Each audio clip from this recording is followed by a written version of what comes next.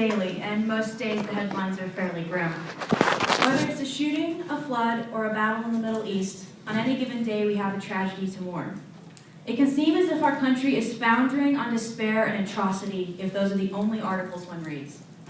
Often it takes a bit more work to find them, but buried in today's news, there are also stories of heroism and ingenuity. These events, and the people who make them possible, remind me that America is on the right track. History shows this too. America has through the years been a nation with enormous problems that has created innovative solutions. And my vision for America is that we continue to improve and recreate ourselves. The Declaration of Independence confirms American values of freedom and liberty for all. In 1776, referring to all people was seen in a very narrow sense.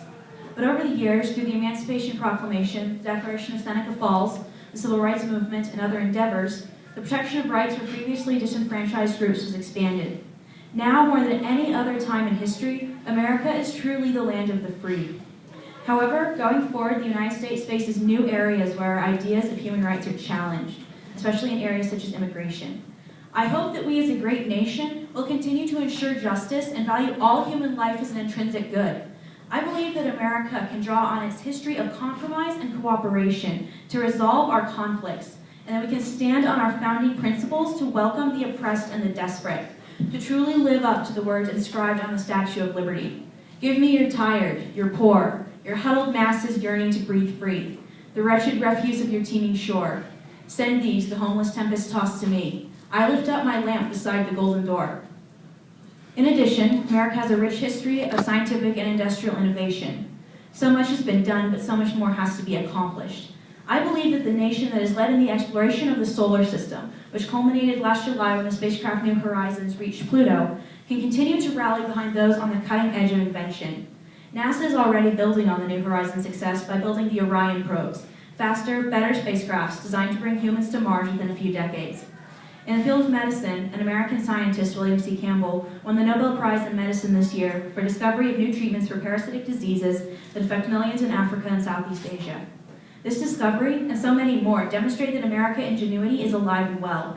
American scientists have led the charge on projects such as developing a vaccine for Ebola and ending world hunger.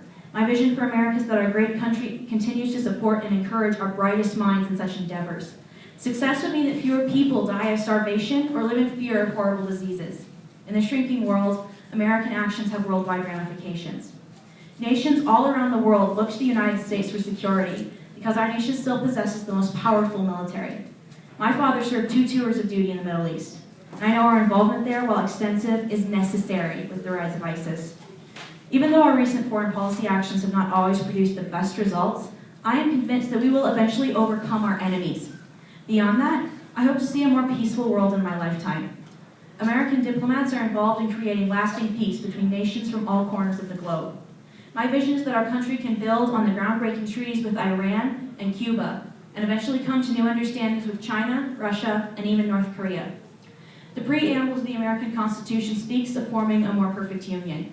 The American people are perpetually trying to achieve this goal of perfecting our union and our way of life. President John F. Kennedy said in his 1962 speech to Rice University, "We choose to go to the moon in this decade and do the other things, not because they are easy, but because they are hard." Even now, 53 years later, America still chooses to do the hard things, to tackle the world's problems, and to uphold our nation's values despite adversity. So this is my vision for America, that we as a great nation continue to do the things that have already made us great.